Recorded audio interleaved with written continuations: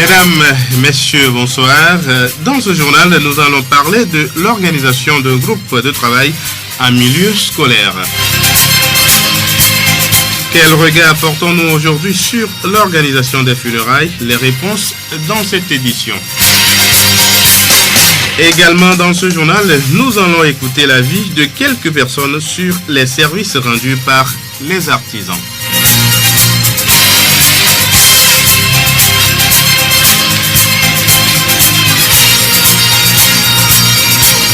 Radio Horizon Artivien sur 101.1.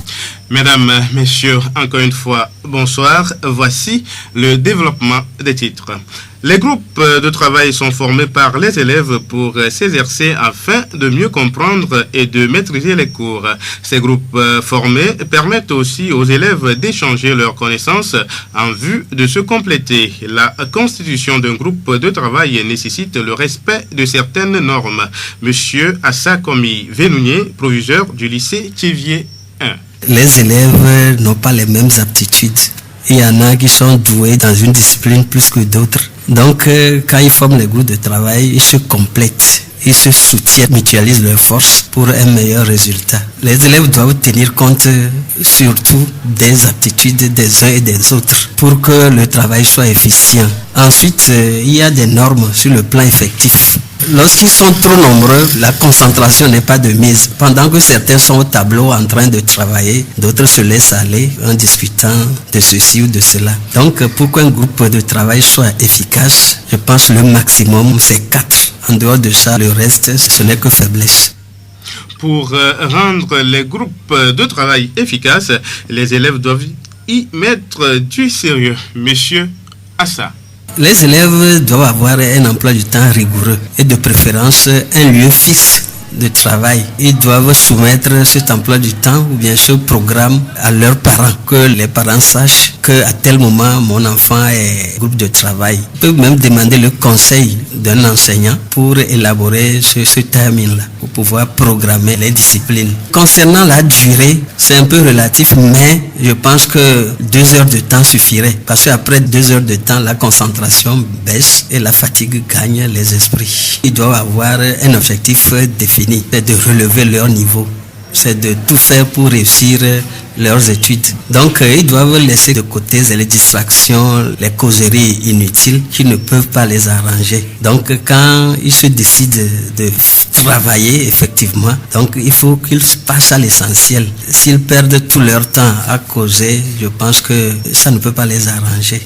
Nous venons d'écouter Monsieur Assa Komi Venounier, proviseur du lycée Thivier 1. La voix du Zion. Acteurs du secteur informel, la plupart des artisans travaillent à leur propre compte et rendent service quotidiennement à la population. Très souvent, la relation est tendue entre ces artisans et leurs clients qui se plaignent de leurs services rendus. Écoutons le point de vue de quelques personnes que nous avons rencontrées à Thivier. Moi, je me méfie d'eux. Moi, je peux dire que ce problème est aussi causé par les clients. Il y a certains qui n'aiment pas payer les avances aux artisans. Et lorsque vous finissez le travail, ils ont aussi du mal à payer. En ce qui concerne les artisans eux-mêmes, je pense qu'ils doivent faire preuve de sagesse et d'humilité, c'est-à-dire qu'ils doivent présenter des excuses aux clients lorsqu'ils sont en erreur. Moi, j'ai souvent des problèmes avec les mécaniciens. Il y en a qui veulent des pièces de votre moto ou les changer avec d'autres. Les maçons et les menuisiers ne respectent pas souvent les contrats conclus au début de l'exécution des chantiers. Ils en veulent toujours plus par la suite, ce qui traîne les travaux. La voix du Zion. Dans la plupart des pays africains, une grande importance est accordée aux funérailles. Les familles éplorées investissent beaucoup d'argent dans les cérémonies et plusieurs vont jusqu'à l'endettement. Selon M. Amédivlo Sylvain, animateur culturel à Radio Horizon La Voix du Zion, les funérailles doivent être modestement organisées. À des frais minimums possibles pour éviter des endettements colossaux aux familles éplorées. Mais de nos jours, les frais funèbres ont flambé d'une manière extraordinaire due à la gestion fantaisiste, à l'extravagance, à l'égoïsme et à la mauvaise volonté des organisateurs de mieux faire, ce qui entraîne des endettements inutiles aux ayants droit qui souvent s'engagent dans des prêts bancaires et au vent des acquis du défunt. Je pense qu'il est temps que les familles s'organisent mieux et sérieusement pour gérer les cérémonies funèbres le plus simplement possible afin de leur permettre de réduire les dépenses au minimum pour éviter aux progénitures du défunt la souffrance après le décès de leurs parents. Je pense que c'est le temps d'y penser et de prendre des résolutions au niveau des familles, pourquoi pas au niveau des autorités, parce que le décès d'un membre de famille ne doit nullement pas appauvrir les autres membres de cette famille. Amédivlo Sylvain, animateur culturel à Radio Horizon.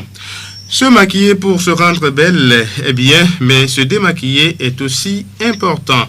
Les explications avec mademoiselle Mirlindo Wedi Chantal, directrice du salon Beauté Quotidienne à Thiéviers. Et c'est nécessaire lorsque l'on se maquille au cours d'une journée. À la fin de la journée, il faudrait se démaquiller parce que après les maquillages, c'est des produits qu'on utilise, les fonds de teint, les poudres pour visage, les fards à paupières, les fards à joues, les crayons, les rouges à lèvres. Il faudrait se démaquiller parce que ces produits-là ont des effets secondaires après tout. Faut pas tout le temps se maquiller et oublier de se démaquiller parce que le démaquillage c'est nécessaire. Le démaquillage permet d'enlever les produits qu'on a utilisés pour le maquillage et ça nous aide beaucoup pour les soins de visage. Lorsque l'on se maquille du matin et jusqu'à la soirée où tu reviens du service et tu n'essaies pas de te démaquiller, tu te couches là-dessus. Des fois, ça cause des effets et sur le visage. Lorsque tout le temps tu te maquilles, tu ne te démaquilles pas, ça permet au visage de ne pas maintenir sa beauté de base parce que nous avons notre beauté naturelle. Après le maquillage, c'est juste un rajout pour que l'on soit encore plus belle qu'avant. Donc se maquiller c'est bon, mais se rappeler de se démaquiller. Wedi Chantal Mirlindo, directrice du salon Beauté Quotidienne à Thiéviers.